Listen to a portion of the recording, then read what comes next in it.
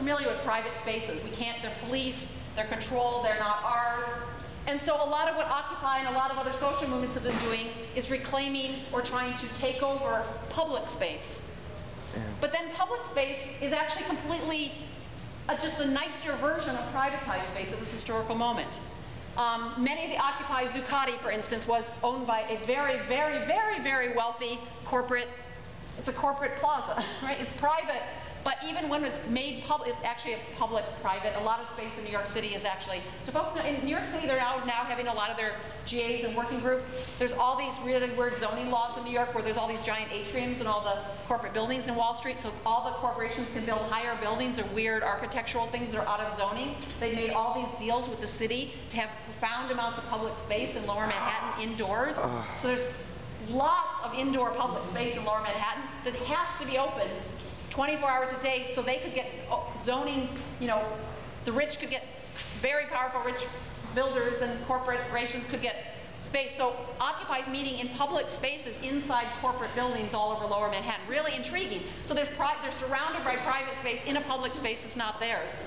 Both of which are highly controlled by, you know, City of New York, the State of New York regulations, Health Department, blah, blah, blah. Technically public, but they're in the way in which we understand malls to be public, where they can send police in anymore, parks.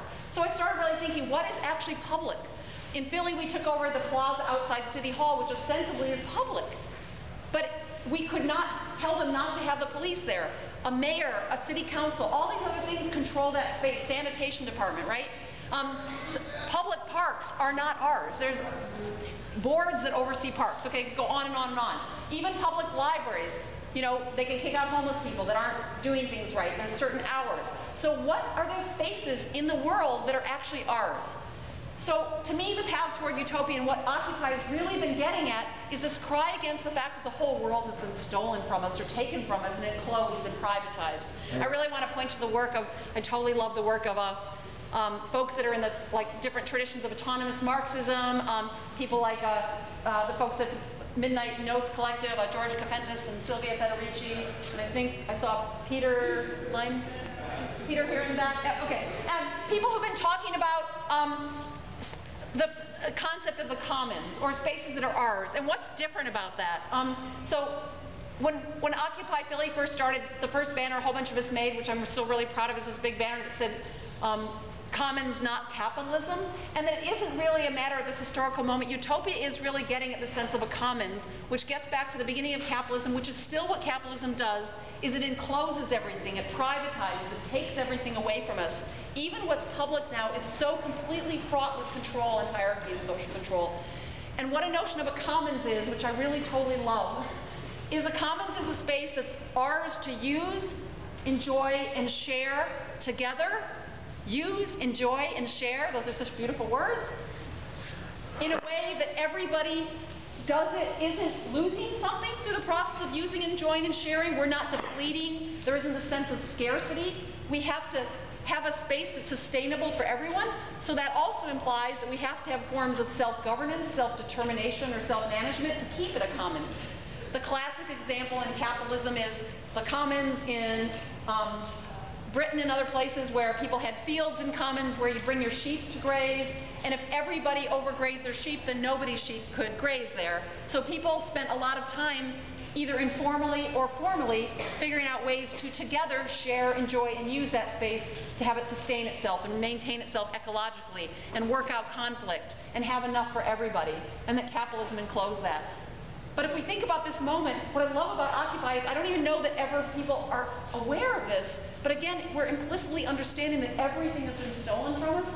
And what I think has been so beautiful about this path toward utopia right now is we're carving out these vast spaces of commons, where we can try to practice again what it means to take spaces to use, share, and enjoy that are sustainable, long-lasting, that allow all of us to become more through the process of doing that, to fulfill all our needs and desires as much as we can, and to do that through things like direct democracy, as badly as it works, because all of us that have been involved in General Assemblies are constantly like, I can't believe how hard this is. And self-determination and self-governance, and we're trying to do that in spaces that we're really trying to make a commons, which is why people have been so adamant about defending them, and I think why people want to reoccupy, because that practice and experimentation is hard, and I actually think that is, in a sense, the goal, is to push our paths out to utopia.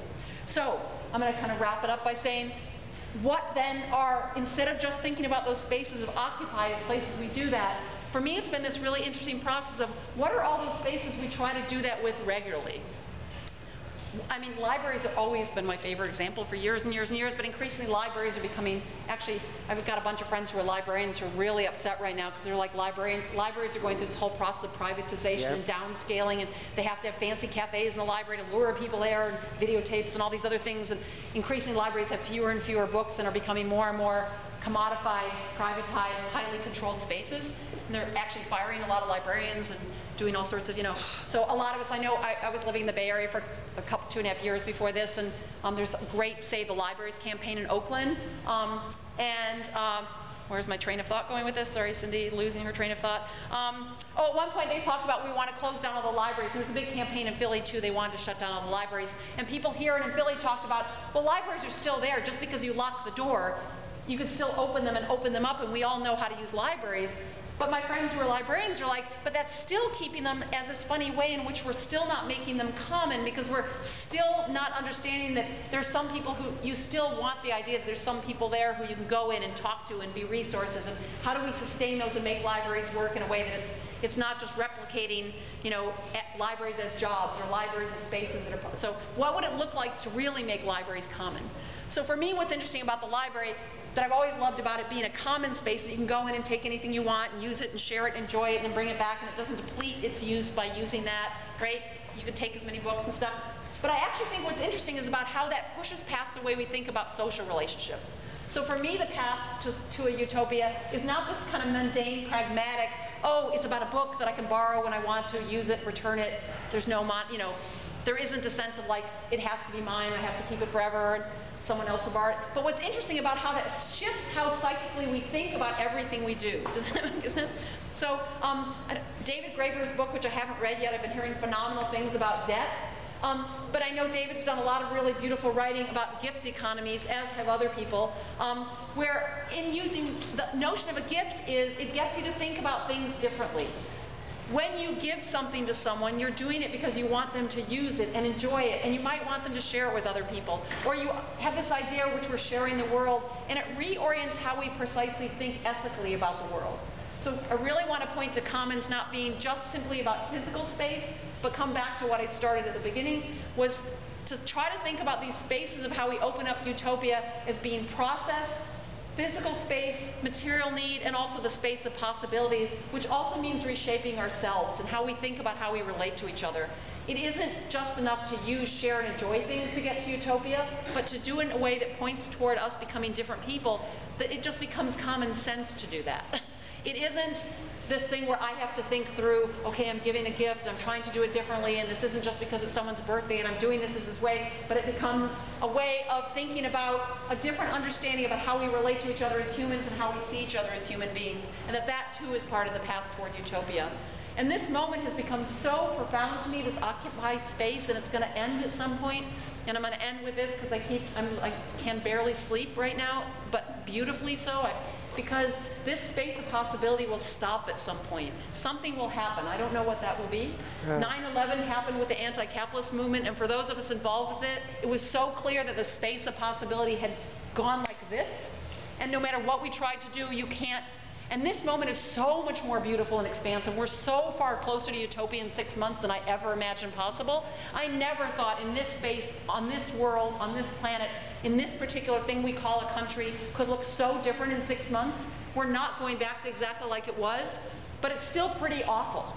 I've been gone from San Francisco for 6 months, and the amount of gentrification in 6 months is, it's like, I can't even believe walking down 24th Street in Valencia in 6 months. And Marco was sitting back there, did a little